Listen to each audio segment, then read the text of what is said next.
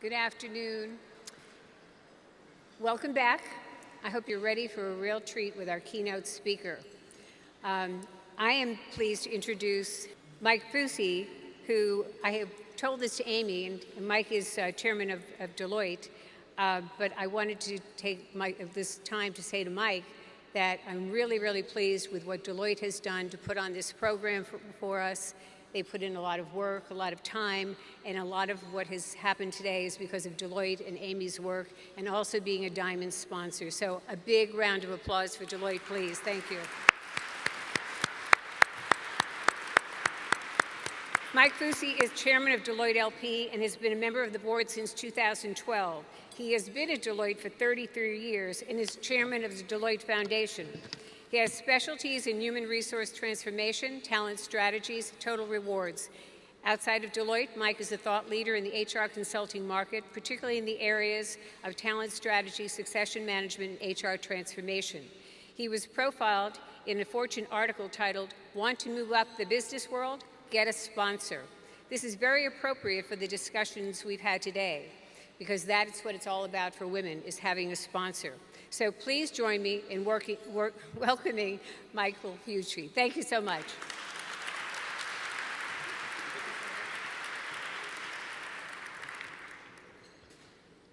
Janice, thank you so much. What a nice introduction and what a great event. I am truly delighted to be here today, to be part of this world-class event to promote gender balance in corporate boards. Deloitte actually applauds the Women's Forum because it brings the caliber of leadership in this room. It's just amazing. As I walked around and I met a bunch of people, it's incredibly energizing to see everyone in this room. We are so proud to be a sponsor of this event. Janice, congratulations to you and your entire team, and to Deloitte's own Amy Kaplan, my good friend and vice chairman and president of the Women's Foundation, the Women's Forum of New York.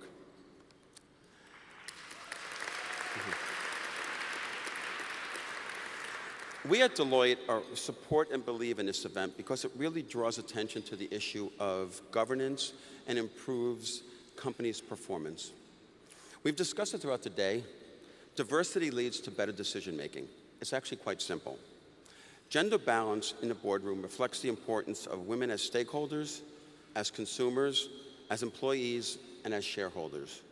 The reality is every company should be accessing the rich pool of talented women that are ready for board positions in their organization. We've heard from a wide spectrum of business leaders today. It's only appropriate we conclude this event with Mary Jo White, chair of the SEC. She'll discuss what role government can and should play with business leaders to accelerate change. Just a little bit about Mary Jo.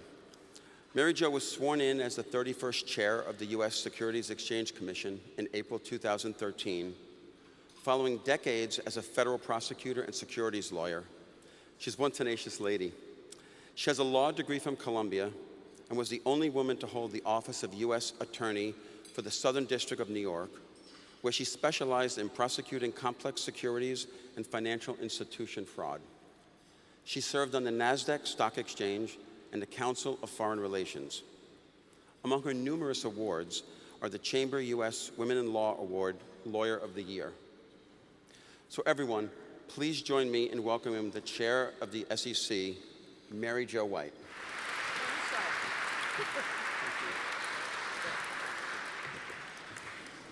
I know this stool was for Mike, but I'll take it myself.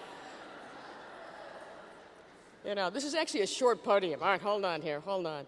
But seriously, Mike, thank you for that terrific introduction. It really is, great to be here. The Women's Forum of New York actually, certainly in my view, and I'm sure in your view as well, really does remain the critical, groundbreaking organization for successful women that it was when it was, I guess it had its first meeting in, 1974, which by coincidence was actually the year, I guess you have to admit these things now, that I graduated from law school. And my graduating class, just as a bit of a benchmark, had 17% women in it in 1974. And today that number is, I think, 45%, but in some years it's even higher. And, I think it's certainly not an understatement to say that we all have indeed come a very long way since 1974.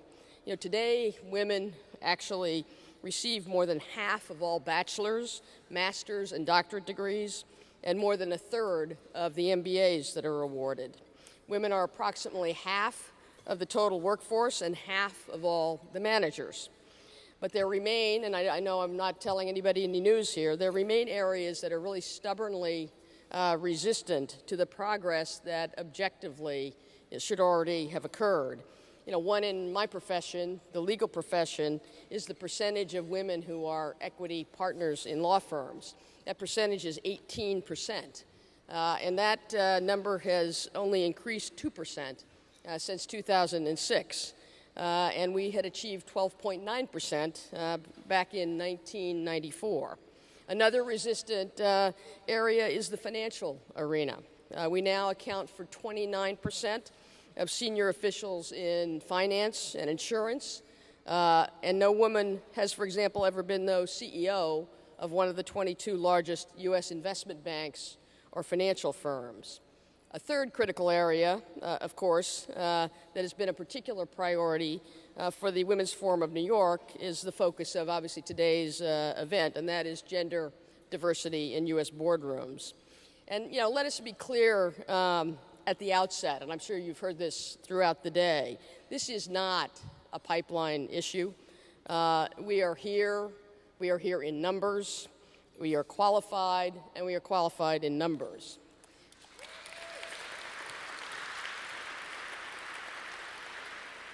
And yet, there are comparatively really very few of us in the corporate boardroom, 17.5% in Fortune 1000 companies and 19.2% in the S&P 500. You know, this event, however, really is proof positive that greater diversity in the boardroom is indeed achievable. There are more than, at least by my count from the program, 20 U.S. companies being honored today whose boards are at least 40% women. And these companies are of all sizes and all industries.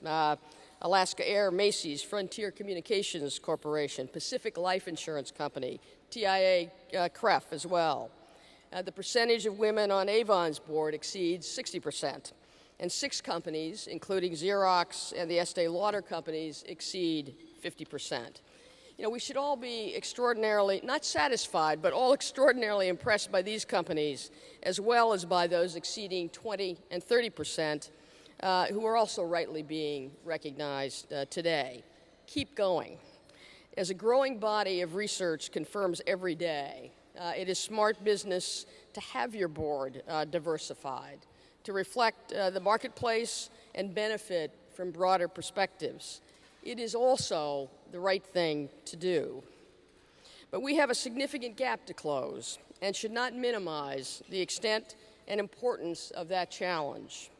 Only 3% of Fortune 1000 companies have at least 40% women in their boardrooms. Now, while quotas are not the path we follow in the United States, we certainly should be achieving, even sooner than 2025, gender parity in the U.S. boardrooms. It's been a goal of the Women's Forum of New York for quite some time. It will not be easy to achieve, but it is achievable. You know, I think keeping a laser-like focus on gender parity by 2025 and vocally measuring each year's progress, company by company, really is essential to do. Reject any notion that there is a shortage of highly qualified candidates. If needed, we all know this, excellent recommendations are really there for the asking for a board's nominating and governance committees right here at the Women's Forum database. And I guess I would say this, for those who may still doubt the wisdom and importance of gender parity on boards, and for those who actually may, for a moment at least, despair because of the slow pace of progress, we have answers for you, too, and we are of no mind to be deterred. So first, let me just, a bit of history, maybe to inspire us and show us truly how far we have come. You know, not that long ago, the only women who were on corporate boards were there by virtue of birth or marriage. Largely in the 1950s, Abbott, IBM, Marriott International, and PepsiCo all had wives of the founders or former CEOs become their first female directors. Letty Patey Whitehead was one of the first female directors of a major U.S. company. In 1899, Whitehead's husband Joseph was actually one of the first bottlers of Coca-Cola. When he died unexpectedly in 1906, Letty took over both his bottling business and actually also his real estate ventures. With her at the helm, both were quite successful. And in 1934, Coca-Cola appointed Letty Whitehead to its board, where she served with great distinction for nearly 2 decades. Another trailblazer was Catherine Cleary. Cleary, who died in 2010 at the age of 93, became the first woman board member of AT&T, Kraft, and General Motors, and worked her way up through the ranks independent of her family ties. After she graduated from law school in 1943, she was hired by a trust company. But what was she told? She was told she might never be an officer because she was a woman. No was not an acceptable answer, and Cleary went on to head that trust company, First Wisconsin Trust. In 1974, President Ford summoned her to the White House to be considered for a position in his administration. And according to the president's briefing memo, Cleary was considered a big league player who did more than was required of the ordinary director.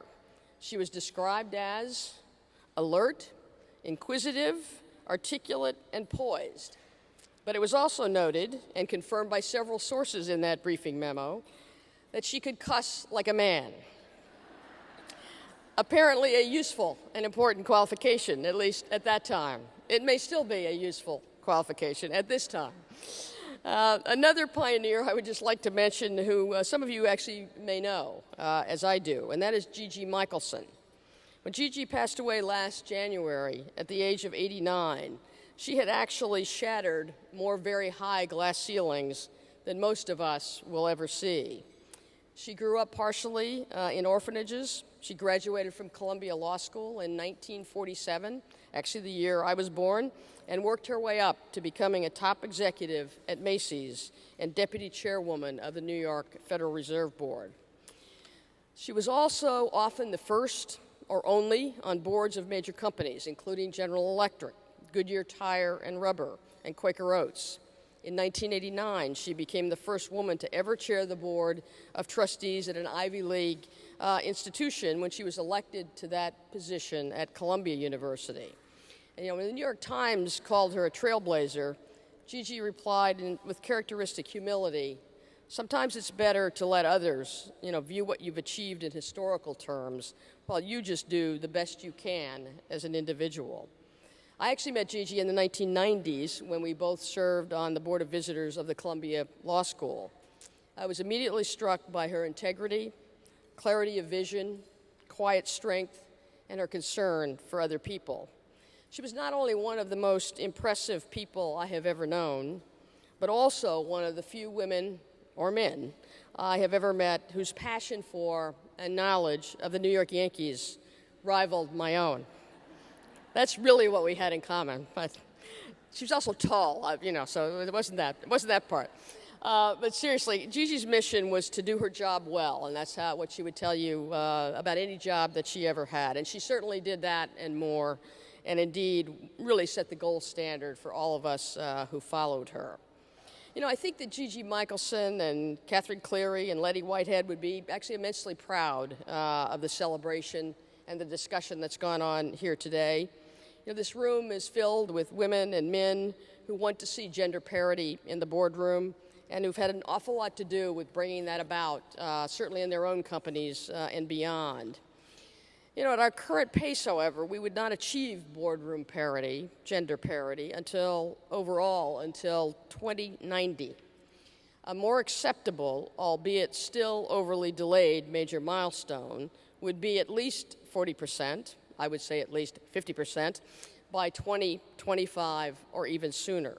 But let's take just for a moment a closer look at the numbers to see where we are and where we have to go. Today, at S&P 500 companies, there are 45% women employees, nearly 37% of mid-level managers, a quarter of senior level managers, 4.4% of CEOs, and 19.2% of board members. Back to that point of reference again, the percentage of board members is only slightly better than the percentage of women in my law school class more than 40 years ago. And despite the intense focus in recent years, we have not seen nearly enough progress in the boardroom for women or minorities.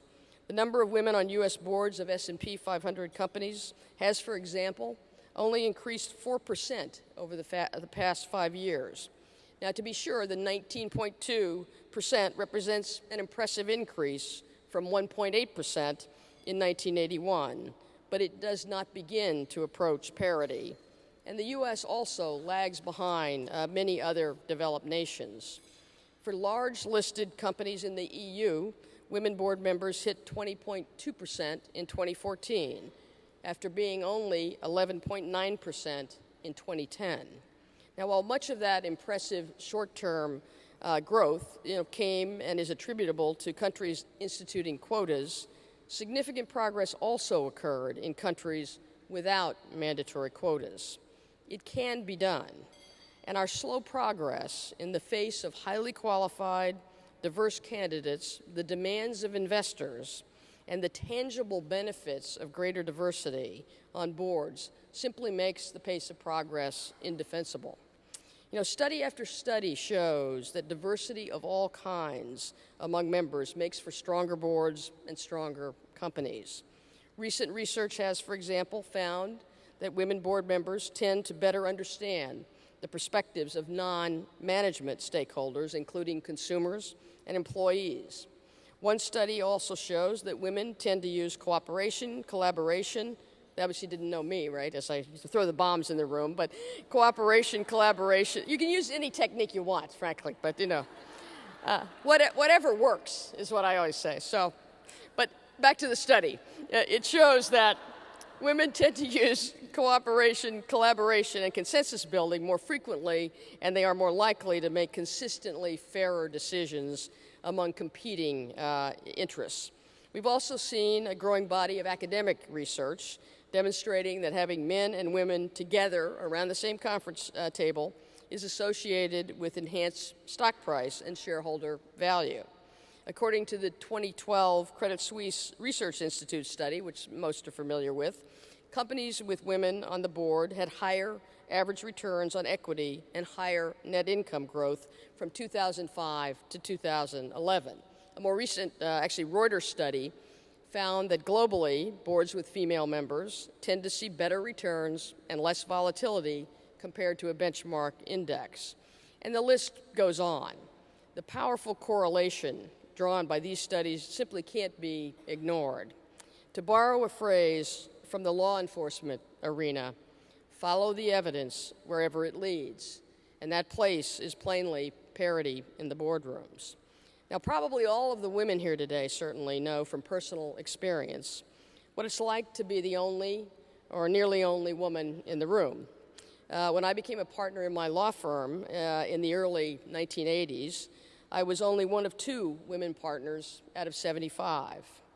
You feel that kind of disparity, no question about that, but I think we don't always appreciate the kind of impact it may have on our performance and at least the speed of our progress. It was not until about 20 years into my legal career that I sort of saw firsthand the dramatic difference that the numbers actually do make. I call this my Earth to Mary Jo moment. It occurred in 1993. I was the newly appointed U.S. Attorney for the Southern District of New York and had also been elected to chair a committee of U.S. attorneys from around the country who advised Attorney General Janet Reno. And in that capacity, I attended each week General Reno's senior staff meetings. And for literally the first time in my career, I was in a very high-powered setting where the women outnumbered the men. And the impact was palpable. The folks in the room were all presidential appointees, impressive, powerful group of senior leaders. And it was the women who forcefully advocated their ideas and spoke freely, while the men seemed much more reticent. The The word I usually use in describing this is cowed, actually, by the numbers in the room. But the lesson I learned there obviously carries over to the C-suite and the boardroom and really every place else where professional women operate. The numbers really do matter. After completing my 9-year tenure as U.S. Attorney in 2002, I was elected to the NASDAQ board, as you heard in Mike's introduction. And at that time, I was the first and only woman on the board. Happily, not too long after that, I was joined by another woman, Deborah Wentz-Smith, but I would like to have seen the dynamic if there were 3 or 4 of us on that board at that time. At the time I was on the board of NASDAQ, Adina Friedman, who I think was a moderator on one of your earlier panels, was on the staff. She was Executive Vice President of Corporate Strategy and Data Products and just an absolute standout star. And she's a great example of a woman who worked very hard to rise in the ranks at NASDAQ from an intern there to its CFO to today its co-president. You know, board membership for women is obviously in and of itself a major professional accomplishment, but it also leads, importantly, to other career opportunities. Certainly the experience and the knowledge that I gained as a NASDAQ board member also served me very well in my private sector life of advising boards and now as chair of the Securities and Exchange Commission. By the way, I'm very pleased to say that I am the 3rd woman who has served as the chair of the Securities and Exchange Commission. That is progress.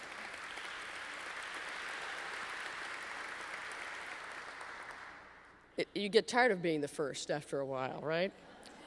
And I will also say, happily, that the president recently nominated 2 more women to the 5-member commission. And if they are confirmed by the Senate, as I certainly expect they will be, the SEC would have 4 out of 5 female commissioners for the first time in its history.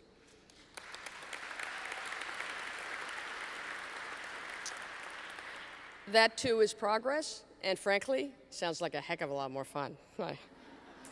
I'm also very happy as chair of the SEC to have joined the ranks of many other women leaders in financial regulation. This sorority, if you will, includes Chair Janet Yellen of the Federal Reserve Board, Chairwoman Edith Ramirez of the Federal Trade Commission, Chairman Debbie Mates of the National Credit Union Administration, and Managing Director Christine Lagarde of the International Monetary Fund. It has also recently included Sheila Bair, the former chair of the FDIC, who's now president of Washington College. And this impressive list that I just recited does not include agency heads like Attorney General Loretta Lynch, the first African-American woman to serve as the United States Attorney General. You know, so women have more than arrived in the ranks of senior leaders in finance and government, but there's still a long way to go there, too. We are, for example, working very hard at the SEC to achieve more diversity in the ranks of our most senior officers. The other financial regulators are doing the same.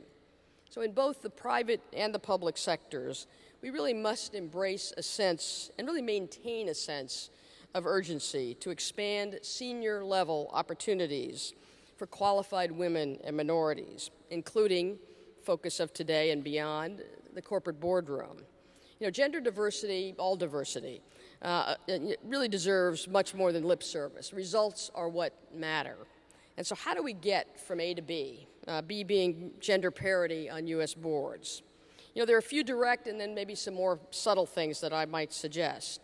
First, maybe the obvious and the direct ways. We should continue to strongly encourage governance and nominating committees to consider diverse candidates and urge CEOs to sponsor women and minorities they believe would make good board members. We can, as we are doing today, and should, recognize and celebrate the leaders of progress. We can also, along with investors, continue to call out the companies and their boards that do and do not proactively reach forward. We also need to continue to use best practices really to foster and build a supportive work environment. On a more subtle front, perhaps, this month's Harvard Business Review, you may have seen it, showcased a research finding that companies whose CEOs have daughters may offer a different perspective on a range of issues. Those companies, for example, rank 12% higher in terms of social responsibility than those companies whose CEOs have only sons, and more generally, scored higher on diversity, employee relations, and eco-friendliness. You know, one of the study's authors said, makes sense, that those CEOs with girls may, for example, have seen their daughters discriminated against in the labor market, which could have an impact on their attitudes about equality and diversity. So, you know, for fun, and it was fun, I looked at the CEOs, both women and men, on your 50% plus honor roll. And guess what? All of them who have children have at least one daughter. But in the interest of full disclosure, Sherry McCoy, the CEO of the 60% plus Avon company, has 3 sons. She obviously did not need the extra enlightenment of raising daughters. Some of us do, I guess. But perhaps we're on to another criteria for executive search firms and boards as they seek out gender progressive CEOs and other corporate executives. But seriously, the opportunities for women in the United States really have never been greater. Thanks to the trailblazers, we've talked about a couple of them, and thanks to really all of you in this room who have paved the way for more equality for women in education, business, government, the military. But the boardroom is a vital remaining frontier where the playing field, I would say, has just begun to level. And it is a critical playing field because corporate directors are among the most important gatekeepers of our financial system. And strong boards are indeed key to the success of the SEC's mission to protect investors, maintain fair and efficient markets, and facilitate the capital formation that allows for the growth and innovation that sustains America's economic strength. None of us wants qualified women to be denied their place in such a critical role. Not only do women deserve to be corporate directors in numbers by virtue of our qualifications, but we are also demonstrated adders of value once we get there. And achieving gender parity by 2025, to be sure, will require deep commitment and concerted efforts by all of us, but make no mistake, however challenging, the goal is attainable. It is also a business and moral imperative. Thank you for listening. Thank you.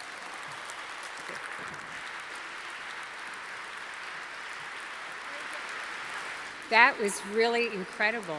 There's nothing else to say when the SEC chair speaks like that. We've heard it. We've heard so many great comments today that we have to digest it all. We do know that 2025 is out there. We got to bring it forward. And we do know that we can make it happen. And the people here today are going to make it happen. I would be remiss if I didn't say also that Mary Jo had to open an event in Washington, D.C. this morning at 9 a.m. And she took a train because the planes were not working, not doing so well with the rain. And now she's on to another meeting. This was a top priority for her to be here today and to speak to us. So I think we owe her another round of applause.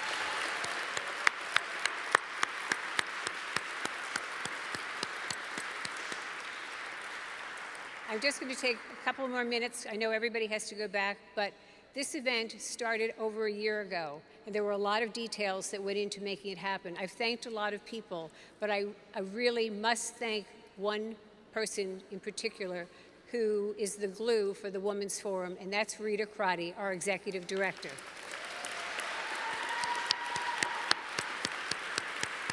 I am so proud to have been the president of the Women's Forum in 2011 when we started this event, but it has grown so enormous that she has so many things to do, along with Kelsey Alwell and Deb Scorsia, that the office is bursting with details in terms of everything that happens to put such an event like this on. So you make it look seamless, you make it look effortless, you make it just perfect.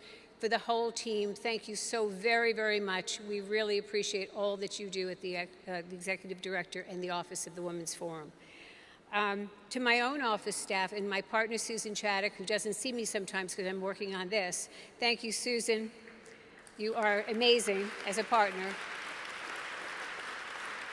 And Camille Strano, my assistant, my right arm, who when I give her a project and I say, this is the final copy, she knows I'm lying. because I give her 3 more copies as well. To Jen Reese and Tara Mullins at Ogilvy, the PR coverage on the event was phenomenal, and there's more to come. Our producer, Freddie Dorn, great video, Freddie. If I look good, I like it. If not, I'm not sure. And finally, to Jim Wagner at Certainty Studios, thank you for all the slides that you've done. It does take a village to put this on. Again, I want to thank my committee, the Corporate Board Initiative Committee, the entire committee. If you're here, please stand up. And my co-chair, Carolyn Carter again, and Amy Kaplan, president of the Women's Forum, please stand. And if the team is with us, even though they said we don't need to do the conference again, we'll do something in 2017. But I will tell you, it will not be to honor companies that are only at 20%. We are raising the percentage. We're not sure what we're going to raise it to yet, but we are going to raise the percentage to honor companies that reach a certain threshold because we have to move the needle up. So stay tuned. We'll tell you what the percentage is. It will be in 2017. And if we make it to parity, we won't have the conference. And we'll be just really happy about that. But the United States is number 10 in the world. We should be number 1. And we want to get ahead of Norway. We certainly want to get ahead of the UK, Laura Davis. We heard your challenge today. So we're going to take you on. We're going to push the needle. I know you're going to work with us to make it happen. We've heard all the solutions today. So I think, you know, if not now, when? If not us, who? So with that, thank you all for coming to the Breakfast of Corporate Champions.